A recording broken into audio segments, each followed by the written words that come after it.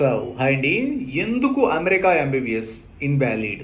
ఎందుకంటే సార్, మనం వెళ్ళేది వచ్చేసరికి డైరెక్ట్ ఎంబీబీఎస్ కాదండి. డైరెక్ట్ ఎంబీబీఎస్ వచ్చేసరికి Indians are not allowed. So indirect MBBS వెళ్తాం కాబట్టి ఓయా కరేబియన్ ఐలాండ్స్లో అక్కడ ఎడ్యుకేషన్ సిస్టమ్ చూడండి. మనకు వచ్చేసరికి 4 years ఎంబీబీఎస్ ఉంటుంది, ఇంటర్న్షిప్ ఉండదు, రిజిస్ట్రేషన్ నెంబర్ ఇవ్వరు.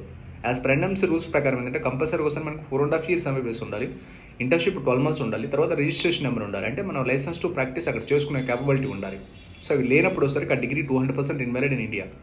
దాంతోపాటు వచ్చేసరికి చాలామంది అంటారు అక్కడ ఇన్వాలిడ్ అయినా పర్లేదండి, వితౌట్ నీడ్ తోటి లేదంటే విత్ నీడ్ తోటైనా అటు నుంచి అటు వెళ్ళేసి 60 లక్షలు ఉండి 70 లక్షలు ఉండి అక్కడి నుంచి చదువుతామంటారు. సరే అక్కడ సక్సెస్ రేట్ వచ్చేసరికి మీకు బడ్జెట్ వచ్చేసరికి ఎస్పెషల్లీ 2 to 3 crores బడ్జెట్ అవుతుంది అఫీషియల్గా 100% పర్ఫెక్ట్గా చదివితే.